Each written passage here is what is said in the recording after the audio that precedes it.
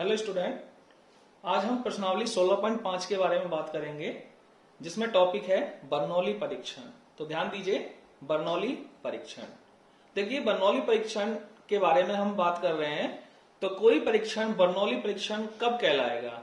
देखिए, कोई यादृच्छिक परीक्षण बर्नौली परीक्षण कहलाएगा यदि वह निम्न शर्तों को पूरा करे। तो देखिए, किसी परीक्षण के बर्नौली परीक्षण कहलाने के लिए उसे निम्न शर्तों को पूरा करना पड़ेगा। तो यहाँ पे 4 शर्तें दी हुई हैं। तो ये 4 शर्तें यदि कोई परीक्षण पूरा करता है तो वो बर्नौली परीक्षण कहलाएगा। तो देखिए, परीक्षणों की संख्या परिमित होनी चाहिए। परिमित का मतलब जिनको हम गिन सके, ऐसी स्थिति होनी चाहिए परीक्षणों की संख्या। जैसे मान लीजिए कोई परीक्षण 5 बार हो रहा है, 10 बार हो रहा है, 20 बार, 50 बार हो रहा है, तो परिमित होनी चाहिए। दूसरा पॉइंट है, सभी परीक्षण स्वतंत्र होने चाहिए। तो देखिए, ये जो दूसरा पॉइंट है, इसका मतलब है कि यदि परीक्षणों की संख्या मान लीजिए 5 बार परीक्षण हो रहे हैं, तो वो पांचों परीक्षण परस्पर स्वतंत्र होने चाहिए। ठीक है। तीसरा पॉइंट है, प्रत्येक परीक्षण के केवल 2 ही परिणाम होने चाहिए, जिन्हें हम सफलता व असफलता के रूप में देखेंगे। तो प्रत्येक परीक्षण के केवल 2 ही परिणाम निकल के आने चाहिए। चौथा पॉइंट है, प्रत्येक परीक्षण में किसी परिणाम की प्रायिकता समान होनी चाहिए। तो देखिए, ये 4 शर्त हैं। यदि कोई परीक्षण इन 4 शर्तों को पूरा करता है तो उस परीक्षण को हम बर्नौली परीक्षण कहेंगे। ठीक है। यदि कोई n बार के बर्नौली परीक्षण का मतलब कोई बर्नौली परीक्षण हम n बार कर रहे हैं उसको, तो इसलिए हम इसको बोल रहे हैं n बार के बर्नौली परीक्षण में सफलता की प्रायिकता को स्मॉल p से दर्शाएंगे और असफलता की प्रायिकता को स्मॉल q से दर्शाएंगे। ठीक है, जहां दोनों का योग 1 के बराबर होगा। ठीक है। तो देखिए, हम इससे संबंधित एक एग्जाम्पल की तरफ चलते हैं ताकि हम इन बातों को आसानी से और अच्छे से समझ सकें। तो देखिए, हम एक पासे को एक बार उछालने पर बात कर रहे हैं कि एक पासे को एक बार उछालने पर, ठीक है, हमने सम संख्या आने की प्रायिकता ली तो 3/6 होगी, मतलब 1/2, और सम संख्या नहीं आने की प्रायिकता भी 1/2 होगी। ठीक है। अब हम एक पासे को 5 बार उछाल रहे हैं। तो देखिए, यहां पे जो परीक्षणों की संख्या है वो परिमित है, n का मान 5 आ रहा है। तो पहली शर्त है, परीक्षणों की संख्या परिमित होनी चाहिए। तो हम यहाँ पे एक पासे को 5 बार उछाल रहे हैं, तो हमारे पास परीक्षणों की संख्या 5 है यहाँ पे। ठीक है। सभी परीक्षण स्वतंत्र होने चाहिए। तो देखिए, आप एक पासे को 5 बार उछालिए तो पांचों उछालों का एक दूसरे पर कोई प्रभाव नहीं पड़ता है। पांचों उछालें परस्पर स्वतंत्र होती हैं। यदि आप पासे को पहली बार उछालते हो तो पहली उछाल का प्रभाव दूसरी उछाल पर नहीं पड़ता है और दूसरी उछाल का प्रभाव तीसरी उछाल पर नहीं पड़ता है। तो इसलिए यहाँ पे सभी उछालें स्वतंत्र हैं। तो हमारी दूसरी शर्त है, सभी परीक्षण स्वतंत्र होने चाहिए। तो इसमें दूसरी शर्त भी लागू हुई। अब देखिए, यहाँ पे हम एक पासे को 5 बार उछाल रहे हैं। ठीक है। अब हमने यहाँ पे सफलता मान ली सम संख्या आना। तो हमने यहाँ पे सफलता को माना कि सम संख्या आना ही सफलता है। तो इसका मतलब असफलता क्या हो जाएगी? सम संख्या नहीं आना। तो देखिए, तीसरा पॉइंट है, प्रत्येक परीक्षण के केवल 2 ही परिणाम होने चाहिए। तो हम पासे को 5 बार उछालेंगे, पहली बार उछालेंगे या तो हमें सफलता मिलेगी या असफलता, पासे को दूसरी बार उछालेंगे तब भी हमें या तो सफलता मिलेगी या असफलता। तो इस तरह से हम पासे को तीसरी, चौथी, 5वीं बार भी उछालेंगे तब भी हमें सफलता या असफलता मिलेगी। तो तीसरा पॉइंट जो हमारा था, प्रत्येक परीक्षण के केवल 2 ही परिणाम होने चाहिए। ठीक है। अब हम चौथे पॉइंट की बात करते हैं, प्रत्येक परीक्षण में किसी परिणाम की प्रायिकता समान होनी चाहिए। तो देखिए, यहां पे हमने जो घटना ली है, यहाँ पे जिस किसी परिणाम की प्रायिकता ले रहे हैं, हम सम संख्या आने की प्रायिकता ले रहे हैं। तो सम संख्या आने की प्रायिकता 1/2 है। यदि हम पासे को एक बार उछालें तो भी सम संख्या आने की प्रायिकता 1/2 होगी, और हम पासे को दूसरी बार उछाले तब भी प्रायिकता 1/2 होगी, पासे को तीसरी बार उछालेंगे तब भी प्रायिकता 1/2 होगी। तो यहाँ पे देखिए, चौथा पॉइंट है, प्रत्येक परीक्षण में किसी परिणाम की प्रायिकता समान होनी चाहिए। तो ये चौथा पॉइंट भी इस पर लागू हो रहा है। तो ये एग्जाम्पल जो है एक बर्नौली परीक्षण को उदाहरणित कर रहा है, मतलब ये बर्नौली परीक्षण का ही एग्जाम्पल है। ठीक है। आगे देखते हैं हम। तो n बार के बर्नौली परीक्षणों वाले प्रयोग में r सफलताओं व n-r सफलताओं की प्रायिकता। तो देखिए ये फॉर्मूला है, बहुत इंपॉर्टेंट है। हमें n बार के परीक्षण में से r सफलताओं की प्रायिकता निकालनी है n बार के बर्नौली परीक्षण में। तो सूत्र बन रहा है, जो फॉर्मूला बन रहा है, x बराबर r, प्रायिकता ऑफ x बराबर r, NCr, p की घात r और q की घात n माइनस r। तो देखिए इस फॉर्मूले की हम बात करते हैं, तो n प्रयोग में से r, हमें n बार जो प्रयोग किया गया उनमें से r बार की सफलताओं की प्रायिकता निकालनी है। n में से r चुनना है हमें, ठीक है। अब यहां पे r सफलता हाथ लगी है, तो सफलता की प्रायिकता को हम p से दर्शाते हैं, तो p की घात r होगी, क्योंकि हम यहां पे सफलता को p से दर्शाते हैं। और असफलता को हम यहाँ पे q से दर्शाते हैं, तो यहाँ पे असफलता q की घात जो होगी n माइनस r होगी।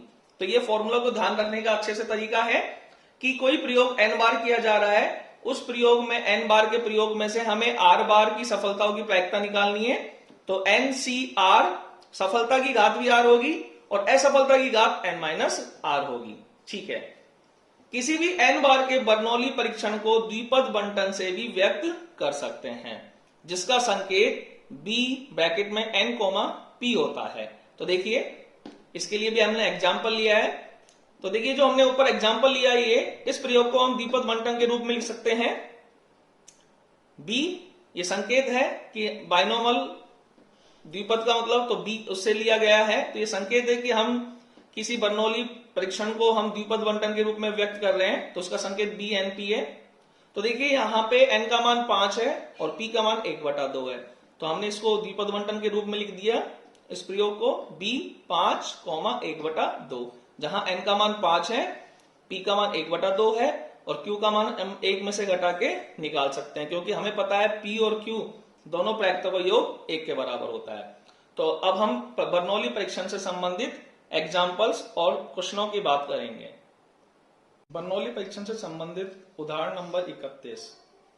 तो देखिए, पासे के एक जोड़े को 7 बार फेंका जाता है।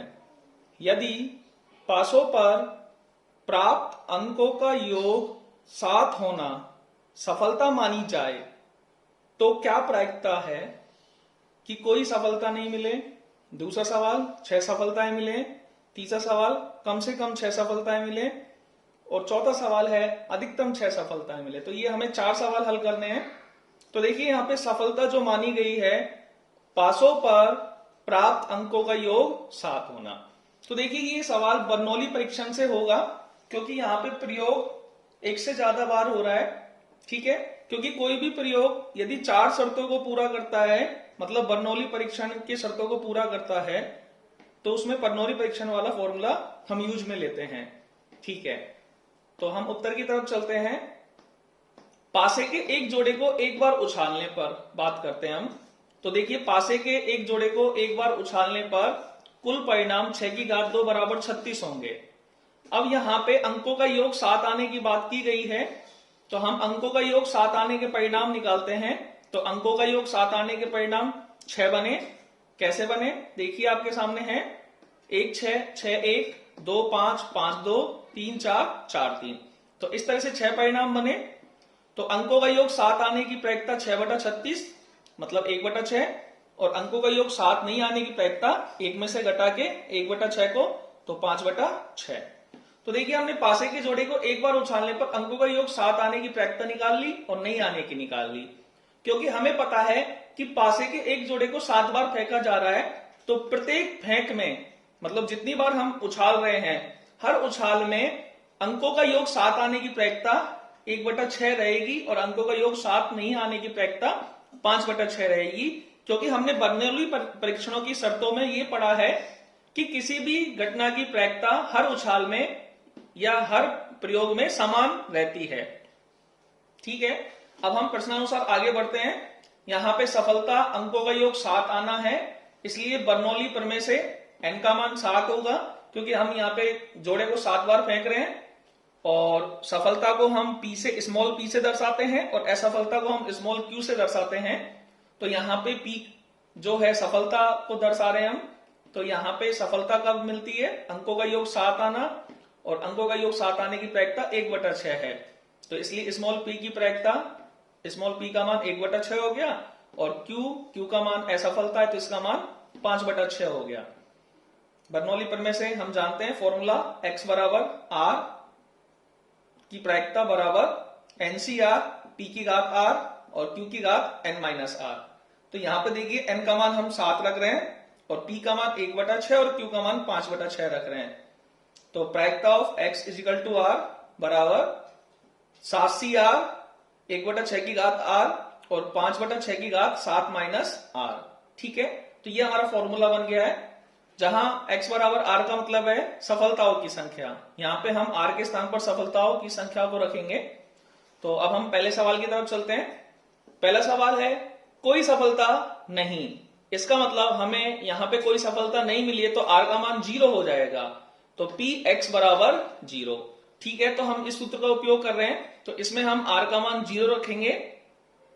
तो 7c 0 1/6 की घात 0 और 5/6 की घात 7 - 0। ठीक है, 7c 0 का मान 1 होता है, 1/6 की घात 0 का मान 1 होता है, तो हमारे पास बचा 5/6 की घात 7। दूसरा सवाल है 6 सफलताएं। तो 6 सफलताएं इसका मतलब हमें r का मान क्या मिला, 6 मिला। तो हम इस फॉर्मूले में r का मान 7 रखेंगे, तो 6 रखेंगे। तो 7c 6 1/6 की घात 6 क्योंकि r का मान 6 रखना है और 5/6 की घात 7 - 6। तो 7 - 6 का मतलब 1 हो जाएगा। तो 7c 6 1/6 की घात 6 और 5/6 की घात 1। 7c 6 का मतलब 7 होता है, 1/6 की घात 6, तो ये हो गया 1/6 की घात 6 गुना 5/6। कैलकुलेट किया 35/6 की घात 7। तीसरे सवाल की तरफ चलते हैं। कम से कम 6 सफलताएं। तो कम से कम का मतलब हम जानते हैं, हमने पहले भी पढ़ा है। कम से कम का मतलब होता है कि 6 तो आएगा ही, इससे ऊपर भी आ सकता है। तो ऊपर हम कहां तक जा सकते हैं, 7 तक। तो कम से कम 6 सफलता, तो इसका संकेत गणितीय रूप में x greater than is equal to 6 होता है। x greater than is equal to 6। तो इसको हम प्रसारित करते हैं तो x का मान 6 प्लस x का मान 7 ये होगा, क्योंकि x का मान न्यूनतम 6 है और अधिकतम 7 होगा। तो कम से कम 6 का मतलब है x बराबर 6 प्लस x बराबर 7। अब हम x बराबर 6 और x बराबर 7 की प्रायिकता निकाल रहे हैं। तो एक बार तो फॉर्मूले में r का मान 6 रखेंगे और एक बार फॉर्मूले में r का मान 7 रखेंगे। तो देखिए 7c 6 1/6 की घात 6 और गुना 5/6 की घात 1 प्लस r का मान 7 रखने पर 7c 7 1/6 की घात 7 क्योंकि यहाँ पे r का मान 7 है और 5/6 की घात 0 क्योंकि n - r होता है तो n का मान 7 और r का मान 7 इसलिए यहाँ पे 0 हो गया। तो कैलकुलेट किया 35/6 की घात 7 प्लस 1/6 की घात 7 तो 36/6 की घात 7। 36 का मतलब 6 की घात 2 होता है, तो 6 की घात 2 से 6 की घात 7 कट गया, तो आंसर आया 1/6 की घात 5। चौथा सवाल है अधिकतम 6 सफलता। तो ये भी एक लैंग्वेज है, तो इसको भी हम जानते हैं कैलकुलेट करना। तो इसका गणितीय रूप है, अधिकतम 6 सफलता का गणितीय रूप है x less than is equal to 6। अधिकतम 6 का मतलब है कि हम 6 तक तो जाएंगे, इससे नीचे जा सकते हैं, ऊपर नहीं जा सकते। तो इसका गणितीय रूप बनेगा x less than is equal to 6। अब देखिए अगर हम इसको फैलाते हैं, इसको पूरा प्रसारित करते हैं, तो x का मान 6 से लेके उसके नीचे तक लेके जाना है, तो नीचे तक 0 तक होगा। तो इसको प्रसारित करेंगे तो 0 1 2 3 4 5 6 तो काफी बड़ा हो जाएगा। तो इसमें 7 नहीं आ रहा है, तो हम क्या करते हैं, हमें पता है कि सभी प्रायिकता का योग 1 के बराबर होता है। तो इसलिए हम जब इसमें 7 नहीं आ रहा है तो हम 1 में से 7 की प्रायिकता घटा देंगे। ठीक है, तो 1 माइनस x बराबर 7 की प्रायिकता। अब हमने x बराबर 7 की प्रायिकता ऊपर निकाली थी, ये वाली है जिसका मान आया था 1/6 की घात 7। तो हमने यहां से ऊपर से रख दिया डायरेक्ट आंसर देख के 1/6 की घात 7। तो अधिकतम 6 सफलताओं की प्रायिकता 1 माइनस 1/6 की घात 7। उदाहरण नंबर 32। एक अनगिनत पासे को बार बार तब तक उछाला जाता है जब तक कि उस पर 6 का अंक 3 बार प्राप्त नहीं हो जाता है। इस बात की क्या प्रायिकता है कि पासे पर तीसरा 6 का अंक उसे 6ठी बार उछालने पर प्राप्त होता है। तो एक बार हम सवाल की तरफ दोबारा से ध्यान देते हैं।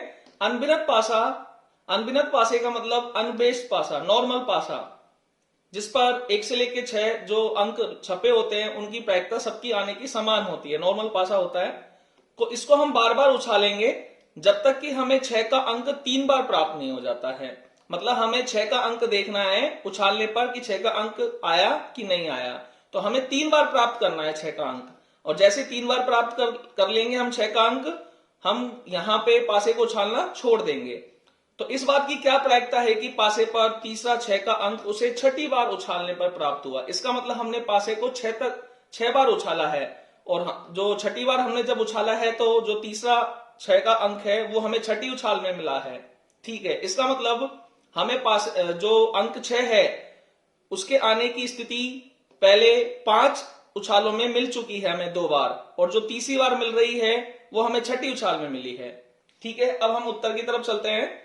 तो एक पासे को एक बार उछालने पर अंक 6 आने की प्रायिकता 1/6 होती है, हम जानते हैं, और अंक 6 नहीं आने की प्रायिकता 5/6 होती है। ठीक है, अब प्रश्नानुसार तीसरी बार 6 का अंक छठी उछाल में प्राप्त होता है। प्रश्न में दिया हुआ है कि तीसरा 6 का अंक उसे छठी बार उछालने पर प्राप्त होता है। तो तीसरी बार 6 का अंक जो आया वो छठी उछाल में प्राप्त हुआ है। तब इसका मतलब ये हुआ, तब पहले की 5 उछालों में, जो हमने पहले की 5 उछाल करी हैं उनमें हमें 2 बार 6 का अंक मिल चुका है। जब हमें छठी उछाल में तीसरी बार 6 का अंक मिल चुका है छठी उछाल में, तो इसका मतलब पहले की 5 उछालों में हमें 2 बार 6 का अंक मिल चुका है। तो 5 में से हमें 2 बार सफलता प्राप्त हुई है, क्योंकि यहां पे हम सफलता 6 का अंक आने को मानेंगे। तो 5 में से हमें 2 बार सफलता प्राप्त हुई है, तो इसको हमें बर्नौली प्रमेय से देखना पड़ेगा। तो इधर ध्यान दीजिए, हम पासे को 5 बार उछाल रहे हैं। ठीक है, सफलता हमने 6 का अंक आने को माना है, और 6 के अंक आने की प्रायिकता 1/6 है, तो इसलिए स्मॉल p का मान 1/6 और स्मॉल q का मान हो जाएगा असफलता, इसका मान हो जाएगा 5/6।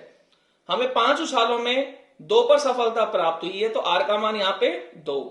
तो हम फॉर्मूला जानते हैं बर्नौली प्रमेय का, x = NCR p की घात r q की घात n-r।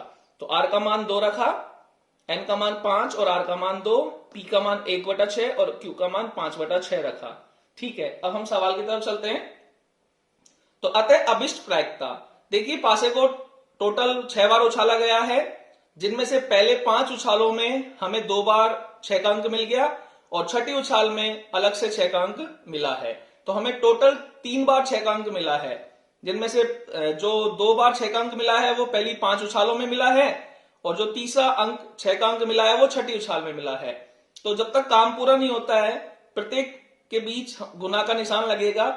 ठीक है, तो देखिए पहली 5 उछालों में 2 बार 6 का अंक आना, तो ये बर्नौली प्रमेय से हो रहा है, तो इसके लिए हमने पहले से कैलकुलेशन कर रखी है। तो 5c2 1/6 की घात 2 और 5/6 की घात 3, तो इसका मान रख दिया 5c2। 5 उछालों में से 2 उछालों में हमें सफलता प्राप्त हुई है, सफलता की प्रायिकता 2 और असफलता की प्रायिकता 3। ठीक है, तो ये 5 उछालों में से 2 उछालों में 6 का अंक आने की प्रायिकता हो गई, गुना, क्योंकि काम पूरा नहीं हुआ है। अब छठी उछाल में 6 का अंक आ रहा है, तो छठी उछाल एक सिंगल रूप में उछल रही है, तो एक 6 का अंक आने की प्रायिकता 1/6 होती है, इसलिए छठी उछाल में 6 का अंक आने की प्रायिकता 1/6।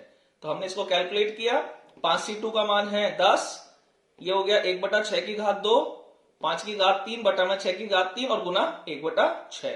कैलकुलेट किया 1250 बटा में 6 की घात 6, और ये काटकर 625 बटा में 23,328।